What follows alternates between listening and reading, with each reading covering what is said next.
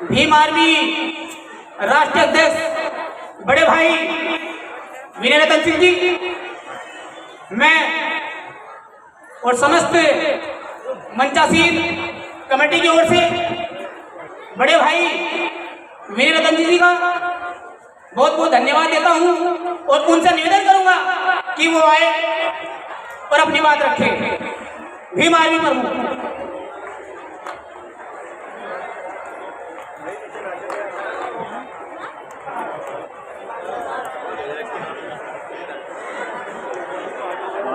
संत शिरोमणि सद्गुरु रविदास जी महाराज जी जिनके सत्संग में आए हैं उनके सत्संग का हमें आकर के जयकारा इतना हल्का होगा, ये उम्मीद नहीं थी। अच्छा, गुरु महाराज देखो गुरु महाराज कैसे आ गया।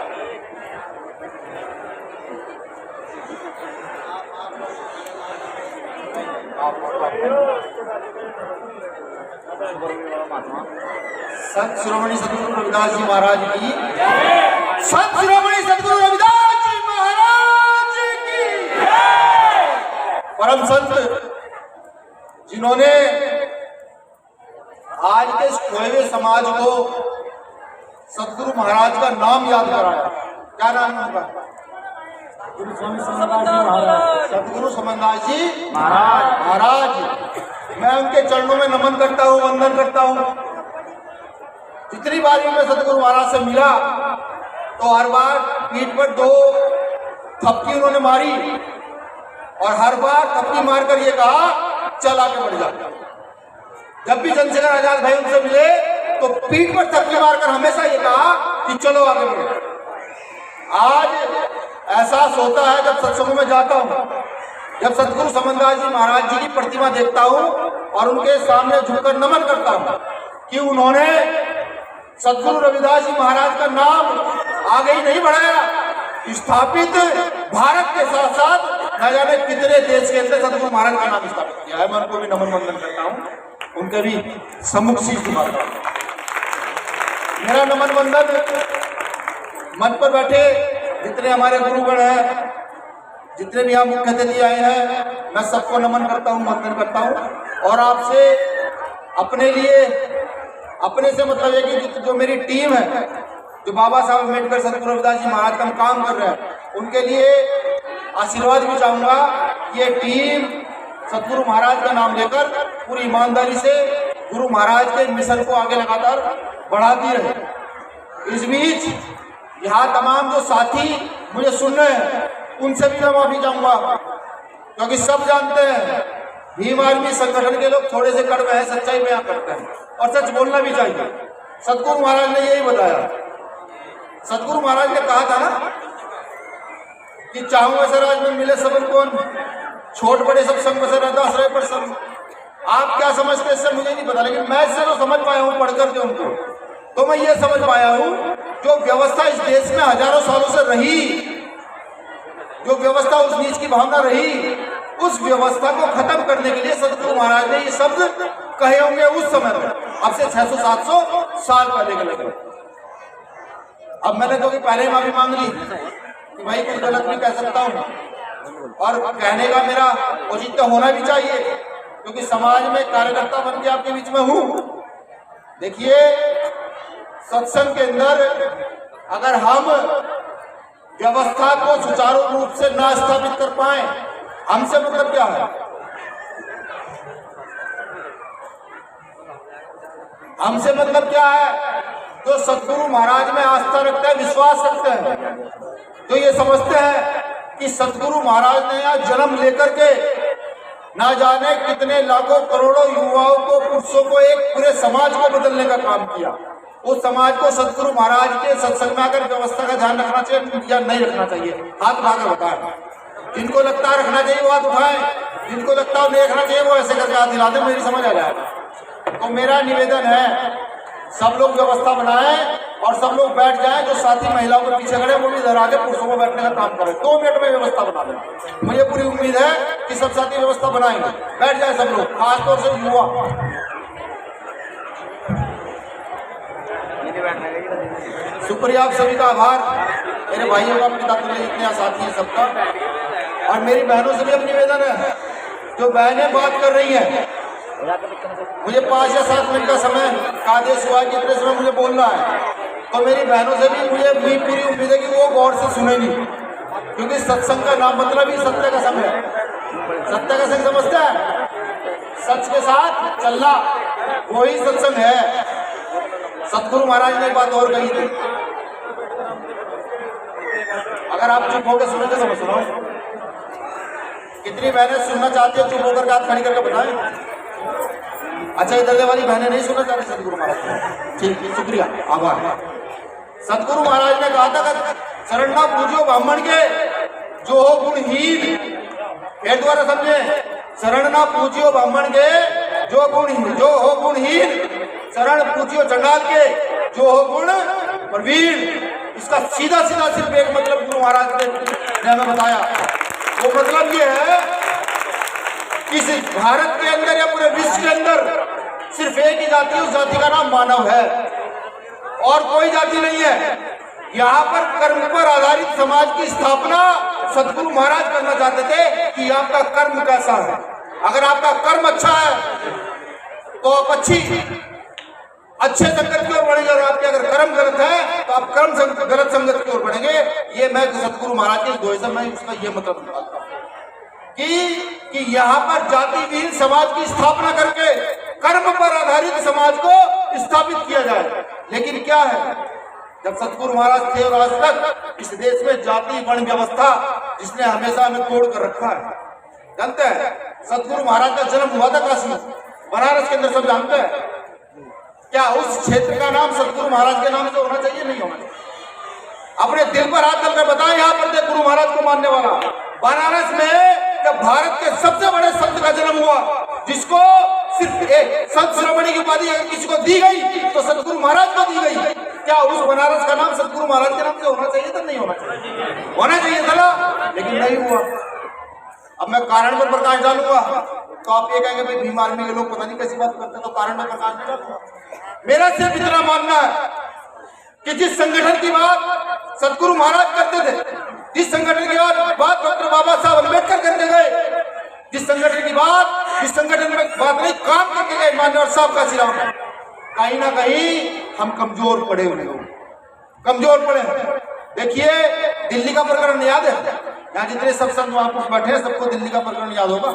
उनमें से एक व्यक्ति चंद्रशेखर भाई के साथ जो 96 लोग थे ना, एक व्यक्ति मैं भी था जो पूरी रात पीटा भी गया था और जेल भी रहे थे 2 महीने, मैं भी उनमें से एक था। प्रशासन के लोग ये कहते थे जब डंडा मारते थे बनाओगे गुरु घर, हम कहते थे चीख कर भाई बनाएंगे। वो हमारे आदर्श है, गुरु महाराज हमारे पिता से भी बढ़कर हैं। अगर कुछ है हमारे पास तो सतगुरु महाराज का नाम है। वो लड़ाई जीती, मजबूती से जीती। लेकिन एक चीज में प्रकाश डालूंगा, सतगुरु महाराज अपने आप में एक ब्रांड है पूरे विश्व के अंदर। जब कहीं सतगुरु महाराज का नाम कोई विरोधी भी लेता है ना, उससे सम्मान कहता है संत शिरोमणि सतगुरु रघुदास जी महाराज। विरोधी भी अगर लेता है वो इसलिए नहीं कहते कि वो सिर्फ गुरु है, नहीं, वो इसलिए कहते हैं कि उन्होंने ऐसी शिक्षा हम लोगों को दी कि आज मुझ जैसा व्यक्ति जिसको शायद बोलने का भी अधिकार ना हो, तो सतगुरु महाराज की व्यवस्था पर चल रहा बोलने का अधिकार मिल रहा। एक चीज और प्रकाश डालूंगा, मेरा मानना है, मैं गुरु महाराज में आस्था रखता हूँ आप ही की तरफ। मेरा यह मानना है कि वो जो दिल्ली में घटना घटित हुई थी वो इत्तेफाक नहीं थी, वो इत्तेफाक नहीं थी। लगभग मुझे महसूस होता है कि अगर सतगुरु महाराज की कहीं ताकत है, कहीं उनकी शक्ति है, तो ये जरूर सोचती होगी ये जो मेरा समाज है, जो बिखरा हुआ समाज रहा है, जो शोषित वंचित रहा है, ये टूट कर बिखर रहा है, इसको एक होने की जरूरत है। तब जाकर दिल्ली के अंदर उनकी छाती पर बुलडोजर चलाया गया था, और उस बुलडोजर चलने के बाद सब साक्षी हैं, जितने सब साथी हैं, उस बुलडोजर चलने के बाद भारत के सभी राज्यों के लोग दिल्ली के अंदर थे। 20 लाख से ज्यादा लोग दिल्ली के अंदर थे उस दिन, सब जानते हैं 20 लाख से ज्यादा लोग दिल्ली के अंदर थे। देखिए ताकत का निर्माण हुआ या नहीं हुआ, पूरा देश हिला या नहीं हिला। क्या सुप्रीम कोर्ट को अपना निर्णय वापस नहीं लेना पड़ा? लेना पड़ा। ये ताकत कहां से आई? अगर आप ये सोचते हैं ताकत कहीं और से आई, नहीं, जो गुरु महाराज ने कर्म की बात कही है, ये ताकत उसी कर्म से आई। हम सब लोग अपना घर छोड़कर दिल्ली गए थे मरने के लिए, ये हम लोगों को कर्म करने के लिए गए थे कि हम दिल्ली जाएंगे और अपना हक अधिकार वापस लेंगे। एक अधिकार वापस लिया हमने कि सिर्फ सुप्रीम कोर्ट का निर्णय हमने बदला, सिर्फ सुप्रीम कोर्ट का निर्णय बदला। लेकिन 700 साल पुरानी विरासत का मतलब समझते हैं क्या होता है? अगर 700 साल पुराना पत्थर मिल जाए ना, उसको पुरातत्व विभाग में रखा जाता है, उसकी जांच होती है और वो म्यूजियम में सजाया जाता है, शीशे के घर बना करके उसमें रख दिया जाता है और विदेश के लोग उसको देखने आते हैं। 700 साल पुरानी विरासत तुगलकाबाद दिल्ली के अंदर, जहां कम से कम 2000 करोड़ का गुरुघर तैयार होना चाहिए, नहीं हो पाया। इसलिए एक तो हमारे निकम्मे लोग क्या कहूँ, हमारे निकम्मे जो नेता है वो इस चीज की आवाज नहीं उठा सकते, बिल्कुल नहीं उठा। मैं कहता हूँ अगर 700 साल पुरानी धरोहर किसी और की होती तो वहां तक 2000 की 5000 करोड़ का सिस्टम तैयार कर दिया जाता, लेकिन नहीं हुआ। ये नहीं हुआ, ये हम लोगों को दर्द होता है जब सोचते हैं। ये करेंगे, सतगुरु महाराज का आशीर्वाद रहा और जिंदा रहे तो करेंगे। एक इतने भव्य गुरु घर का निर्माण करेंगे जो भारत में नहीं पूरे विश्व में विश्व प्रसिद्ध होगा, ये हम लोगों का मानना। और मुझे पूरी उम्मीद है कि जिस सतगुरु महाराज का आशीर्वाद लेकर के, आप सबका आशीर्वाद लेकर के हम इस काम को कर रहे हैं, एक ना एक दिन हम ना कर पाए, हमसे आने वाली पीढ़ी करे, लेकिन इस काम को करेगी। जब अमेरिका से फ्रांस से फोन आता है कि भैया भारत में क्या चल रहा है, अभी जो लाइव मेरे चल रहे हैं या जो फोटो डलेंगे यहाँ, तो ये विदेशों तक जाएंगे, उनको पता लगेगा कि सतगुरु महाराज का कारवां बहुत तेजी से बढ़ रहा है। और गुरुजी, मैं एक बात और बताऊं कि मात्र और मात्र सिर्फ सत्संग, सतगुरु महाराज के सत्संग एक ऐसा हमारे पास माध्यम रह गया है जहां हमारी शक्ति का निर्माण होता है और ताकत का निर्माण होता है। ये जो यहाँ सब बैठे हुए हैं, ये हमारी एक ताकत है, सामूहिक ताकत। ये लगातार बनती रहनी चाहिए। घर से 1-1 रुपया इकट्ठा करके, 100-100 ग्राम चावल इकट्ठा करके ये ताकत लगातार चलती रहनी चाहिए। हर दिन किसी न किसी जिले, किसी न किसी गांव में, छोटे बड़े स्तर पर सतगुरु महाराज का नाम पूरी ताकत से लिया जाना चाहिए, बिल्कुल लिया जाना चाहिए। क्योंकि बाबा साहब अम्बेडकर ने भी सतगुरु महाराज को पढ़ा जरूर होगा। जिस व्यक्ति ने पूरे विश्व के संविधान पढ़े, सारे महापुरुष पढ़े, तो सतगुरु महाराज को जरूर पढ़ा होगा। तभी संविधान में समता, समानता और समानता की बात डॉक्टर बाबा साहब अम्बेडकर करके गए। अरे जो मेरी बहनें बैठी हुई है ना आज यहाँ, अगर आपको आपके अधिकार कोई निश्चित इस देश में करके गया है तो उनका नाम डॉक्टर बाबा साहब अम्बेडकर है। अगर आपको किसी को मानना है, पूजना है, तो एक शख्सियत तो वहां बैठी हुई है जिनको मूर्ति में खोज रहे नहीं, उनकी वाणियों में उनको खोजिए। एक शख्सियत वो देखिए जिन्होंने इस बिखरे हुए समाज को जुट करने का काम किया, स्वामी समनदास जी महाराज और बाबा साहब अम्बेडकर, जिन्होंने अधिकार दे करके हमको सतगुरु महाराज के बड़े बड़े सत्संग करने का अधिकार दिया, खड़े होकर बोलने का अधिकार दिया और एक नई ताकत का निर्माण किया। मैं चाहूंगा यहाँ बैठे तमाम संतों महापुरुषों से कि वो हम पर ऐसे आशीर्वाद बनाए रखें और हमारे कार्यकर्ताओं को लगातार पीठ थपथपा करके, जैसे हमारे गुरु समनदास जी महाराज हमारी पीठ थपथपा करके हमें आगे बढ़ाया करते थे, उसी प्रकार से भीम आर्मी के कार्यकर्ताओं को आगे बढ़ाते रहे। क्योंकि हमने रुकना नहीं सीखा, हमने झुकना नहीं सीखा, हमने बिकना नहीं सीखा। अगर कुछ सीखा है तो सम्मान से जीना सीखा है, यही हमने सीखा है। और मुझे पूरी उम्मीद है यहाँ बैठी हुई जो संगत है, इसमें कुछ मेरी बहनें होंगी, कुछ माएँ होंगी, कुछ मेरी बेटी के जैसी होंगी, कुछ मेरे पिता तुल्य लोग होंगे, कुछ मेरे भाई जैसे लोग होंगे। वो सब लोग इस पीड़ा को समझने का प्रयास करेंगे। गुरु महाराज को सही से समझिए। सत्संग में बैठते तो सत्संग से कुछ लेकर जाइए। सत्संग में आए तो सत्संग में कही गई वाणियों को सुने, उनका मतलब यहाँ पर बैठे महापुरुषों से सुने। यहाँ अधिकतर महापुरुषों को मैं जानता हूँ जो आपको वाणियों के साथ साथ उनका मतलब भी कई घंटे समझा सकते हैं। उनको समझें और समझने के बाद अपनी आने वाली नस्लों को उनको बताना स्टार्ट करें। सिर्फ इतना काम खत्म नहीं हो जाता कि आज सत्संग किया और घर जाए भूल जाए, नहीं। तो सत्संग से सुनकर जाएंगे तो प्रण लेकर जाइए कि वो हम अपने बच्चों को बताएंगे, अपनी आने वाली औलादों को बताएंगे। जो आज बच्चे 5 साल के 10 साल के, उनको बताएंगे कि आज सत्संग में हम ये सुन करके आए हैं। देखिए सतगुरु महाराज का नाम कितना बड़ा। सतगुरु महाराज को विश्व के 54 से ज्यादा देशों में माना जाता है। चम्मच से ज्यादा देश सुने। अब समझिए, एक ऐसे सदगुरु जिनको शिरोमणि की उपाधि प्राप्त है, पूरे विश्व में जिनको जाना जाता है, हम उनके कुल के लोग हैं। ये शायद गलत हो सकता है, लेकिन मेरा मानना यही है कि हम सदगुरु महाराज के कुल के लोग हैं। ये हमारे लिए गौरव की बात है। ये हमारे सीने को चौड़ा कर देती है जब हम इस बात को सोचते समझते हैं। तो सदगुरु महाराज का जो कारवा, मैं आंदोलन कहूंगा, जो आंदोलन लगातार हमारे महापुरुष चला रहे, इस आंदोलन में अपनी सहभागिता दीजिए। यार दोस्त रिश्तेदार जहां जहां भी आपकी जान पहचान है, वहां सबको लाइए, सत्संग में बिठाइए और एक अच्छा मार्गदर्शन यहाँ से लेकर के जाइए। मुझे पूरी उम्मीद है कि मेरी कई बातों पर मेरे भाई, खासतौर से नौजवान, अमल जरूर करेंगे। सिर्फ मैं अपने नौजवानों से एक अपील और करूंगा, किसी भी सत्संग में जाता हूं तो कहता हूं कि बाबा साहब अम्बेडकर का अनुयायी हो, सतगुरु महाराज का अनुयायी हो, बहुजन आंदोलन का सिपाही हो, वो जब कहीं ये देखे कि कोई गुरु महाराज का सत्संग चल रहा है या किसी बहुजन महापुरुष के विषय में कहीं बताया जा रहा है, तो युवा का ये फर्ज है वो खुद वहां जाके जाए और व्यवस्था में लगे। वहां बैठने के चक्कर में न रहे, तो व्यवस्था में लगे कि कौन आएगा, कौन जाएगा, कौन कौन महापुरुष आएंगे और कैसे कैसे हमारी बेटियां, महिलाएं बैठेंगी, कैसे कैसे हमारे बुजुर्ग आकर के बैठेंगे। ये जिम्मेदारी अपने कंधों पर उठाए। इसके लिए कोई निमंत्रण नहीं मिलेगा।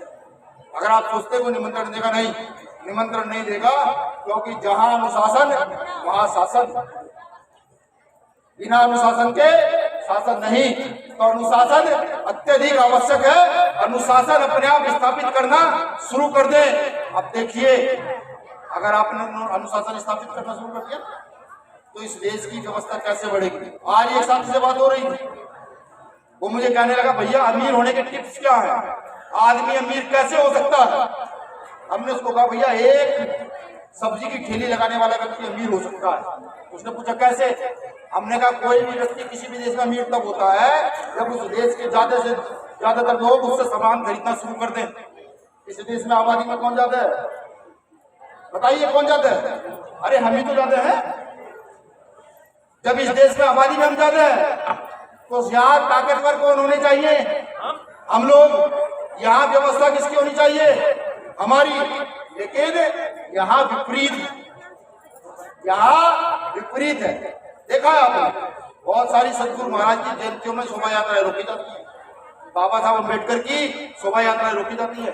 कभी सोचने का प्रयास किया क्यों, इसलिए और किसी की तो नहीं रोकती है। विचार कीजिएगा, सतगुरु महाराज का सत्संग है। मैं उन्हें सब लोगों को नमन वंदन करता हूँ। स्वामी समन्दास जी को नमन वंदन करता हूँ, गुरु महाराज जी को नमन वंदन करता हूँ। एक जयकारा सतगुरु महाराज का लगा दीजिए, उसके बाद 4 लाइनों से मैं अपनी बात खत्म करूँगा। जयकारा वो होना चाहिए कि यहाँ से सहारनपुर तक कम से कम आवाज चली जाए, प्रशासन को पता लगे कि एक अपने गांव में गुरु महाराज का सत्संग। संत शिरोमणि सतगुरु रविदास जी महाराज की। अच्छा, कुछ बहनों के हाथ नहीं उठ रहे हैं, मैं ईमानदारी से बताइएगा, नहीं उठ रहे ना, लेकिन सबके हाथ उठने चाहिए। सतगुरु महाराज का जयकारा मेरा तो मन पवित्र कर देगा। संत शिरोमणि सतगुरु रविदास जी महाराज की। शिरोमणि सतगुरु रविदास जी महाराज की। चंद्रायनों से अपनी बात खत्म कर दूंगा, बात समझने का प्रयास कीजिएगा हम लोगों के विषय में। सतगुरु महाराज जी, साथियों, हम तो फकीरी मिजाज रखते हैं, अपनी ठोकरों में ताज रखते हैं। साथियों, हम तो फकीरी मिजाज रखते हैं, अपनी ठोकरों में ताज रखते हैं। भीम आर्मी के लोग कल की परवाह नहीं करते दोस्तों। भीम आर्मी के लोग तो अपनी मुट्ठी में आ रखते हैं, अपनी मुट्ठी में आ रखते हैं, अपनी मुट्ठी में आ रखते हैं। भीम आर्मी के प्रत्येक कार्यकर्ता का जीवन, भीम आर्मी के प्रत्येक कार्यकर्ता का जीवन अपनी बहन बेटियों की सुरक्षा के लिए, अपने समाज की सुरक्षा के लिए, अपने संतों गुरुओं के द्वारा चलाए गए आंदोलन को सुचारू रूप से चलाने के लिए समर्पित है। और जब तक भीम आर्मी का कार्यकर्ता जिंदा है तो आप लोगों को मैं निश्चित कर दूं कि हम अपने खून के लहू से भी इस आंदोलन को, सतगुरु महाराज के आंदोलन को, बाबा साहब अम्बेडकर के आंदोलन को इसी मजबूती से चलाएंगे। शुक्रिया। जय भीम, जय भीम आर्मी, जय संविधान, जय भारत। सतगुरु रविदास जी महाराज की।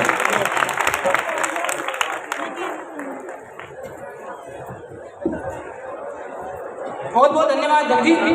सम्मानित साथियों, अभी अभी